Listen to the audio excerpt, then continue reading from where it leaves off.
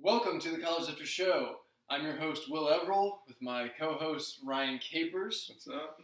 And today we're going to be talking about staying the course. So this is kind of one of the more awkward times when it comes to strength and conditioning is this dead time between you just stuffed yourself on Thanksgiving.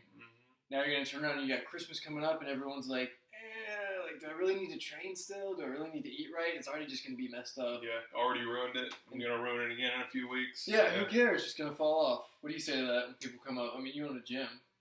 Yeah, I mean, it's one of those things. It definitely is a hard time for a lot of people because, I mean, people get discouraged really easily for good reasons. I mean, Thanksgiving, you know, not just Thanksgiving, but the days after Thanksgiving, you still got all the food and pies sitting around. Man, you tear those things up, and that just will really, you see a couple pounds hop back up on the scale. It may not even be you gain fat. It may just be, just extra food just sitting in your stomach.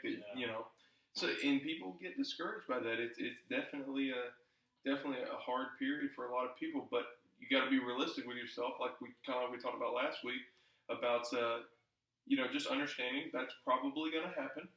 Yeah, definitely. And battling back through it. Yeah. Yeah, I mean that pie, man.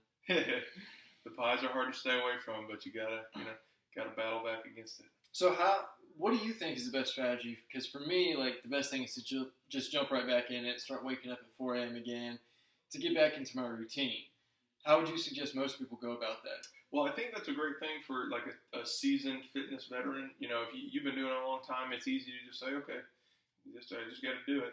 Yeah. But for a lot of people, like I said, a lot of people get discouraged. So it's this whole mental block of now I feel like crap. Now I'm redoing something I've already done, and now it's a lot harder to make yourself get up and go work out. For somebody that say maybe been training a few months or 6 months or a year, they're still young in fitness, so it's hard for them to just say, all right, I'm going to do it. Whenever they're kind of say lacking that motivation, where a lot of times.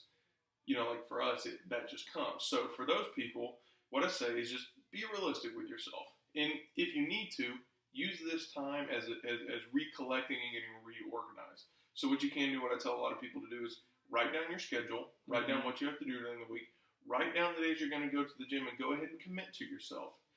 Now go ahead and get consistent going back to the gym, and then you can be consistent with your diet. There has to be consistency all across the board. Yeah, I think starting with the gym is easier than starting with the diet. Yeah, because definitely. You're probably still going to have stuff laying around from like your relatives or whatever. Of course, yeah. And getting back in the gym, you're going to look at that and be like, it's not really worth it anymore. Yeah. That's definitely a great way to look at it, because if it's always that snowball effect of I had a piece of pie for breakfast. No, I might as well have 3 pieces of pie for lunch. Yeah, it just works. Yeah. Or brush your teeth. Yeah, that's always a good one. Yeah. When you start thinking about chocolate cake, just nope. Toothbrush. Yeah, get all those small sugar molecules out of your mouth, and now you're losing that craving for it. Absolutely. I was just thinking about the bad taste, but if you want to go all sciencey, that's fine. Oh yeah, whatever. Yeah.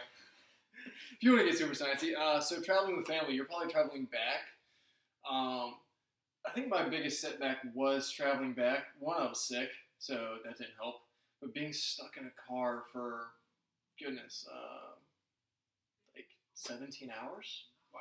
Yeah, that's a long time. I mean, that's terrible when you're pulling over at the side of the road and just eating McDonald's or whatever you can get. Like, that's really going to hinder you. I mean, I came back in the gym and 185-pound deadlift felt pretty big. Yeah. Felt like 300 pounds.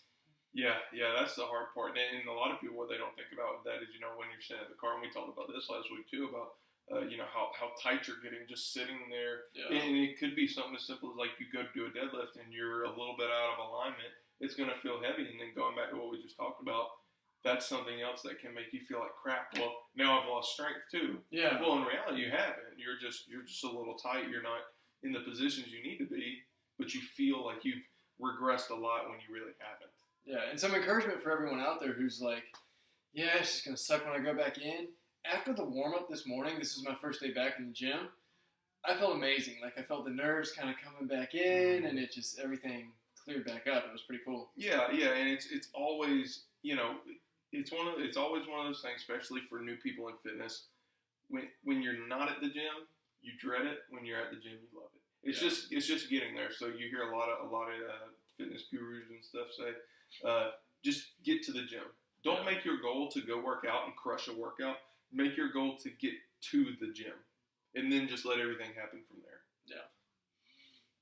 That's pretty big. So yeah, this is the awkward time of year. You know, things are just gonna get a little weird. You're gonna have people coming in and out of town. I mean, the best thing that I found is just do it at a time where you got nothing else going on, super early, super late, and just fight through this time. It'll be worth it, because then you won't look back and go on New Year's when you're making your resolutions to, add X amount of pounds to your list or lose X amount of weight before the summer. You're not going to have built up even more of a problem for yourself to deal with. Agreed. I agree with that 100%. The other big thing right now is money. Yeah. Because, I mean, you got to buy Christmas presents, you just travel a lot, so that was expensive, you got more traveling to do. And a lot of people, especially some people I know, are like, you know what, I'm taking off from the gym for the next 2 months because I just don't want to pay for it because I got all this other stuff. What do you think about that? I think that's a really big issue for a lot of people, and it's a real thing. That's not something you can just kind of dismiss. I mean, there's a lot of money you got to, especially if you're a parent. I mean, you're throwing on a lot of money this time of the year. You're buying for your kids. God forbid you have more than a few. That you're really blowing some money there. Not blowing, it's for good reason. You're not blowing that money. But, you're having to buy gifts for all your kids. You're having to buy gifts for your family. Even if it's small things here and there, even if you're only buying for 5 people, that's still money you're having to dish out. And so it gets really easy to say, well, maybe I should just lay off the gym this month. And that's, you got to have your priorities straight. There's no doubt. Yeah, I mean,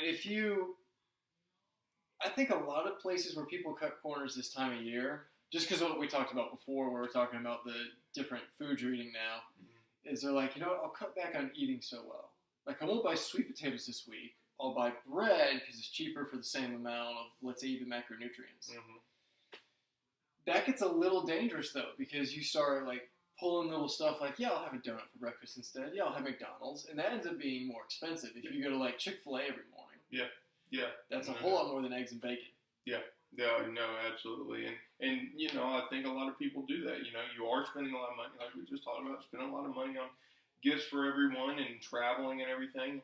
And buying food to prepare for the big meals coming up and things like that. Like, I know my family does a huge Christmas meal just like Thanksgiving. I mean, it's like the same stuff. Yeah, man, and that's a lot of money going in, and I get that. But like you say, you don't cut corners in those things. And I think this is the big part of all of it is realizing your priorities. So saying, okay, in being realistic and something like that, you go spend $5 on a McDonald's breakfast.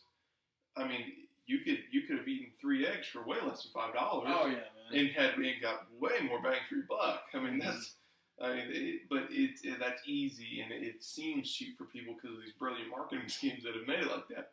But they're pretty good. Yeah, but grits and eggs is always going to be cheaper. Yeah. So definitely don't just go to those things that seem like the better way. Actually, do the research for yourself. Put them side by side. Say, okay, how long can I make a dozen of eggs last? Yeah.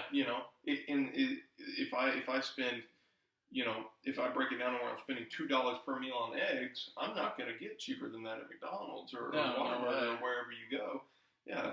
And going back to talking about money in other places, don't skip the gym that month. Don't let that hinder you. Yeah. And with spending money on all these bad meals and everything, if you were to take something that I say a lot, if you were to take and add up all month how much you spend on everything that's going to hurt your body, everything on sodas, everything on fast food, everything on ice cream, desserts, things like that. Not saying you shouldn't have those things, but if you were to, I mean, in moderation. I was about to say, can you leave ice cream out of that? Because that's kind of, But if you were to add up all of those things over the month, I guarantee you, I bet every dollar on a bank account, it's going to be more than what you would spend on the gym that month. So you're telling me at that point that you're going to spend more on hurting yourself than helping yourself. And that's exactly what you've done. And so definitely look at that and break it down and realize where your priorities need to be. Yeah. Go ahead and just get that out of the first of the month. If your gym does a hand-to-hand payment, make it happen the first of the month. If you do a payment where you have to go into the system and pay it, do that the first of the month. If it's an auto withdrawal, don't mess with it. Leave it alone. Yeah. Make that gym a priority. It's gotta be.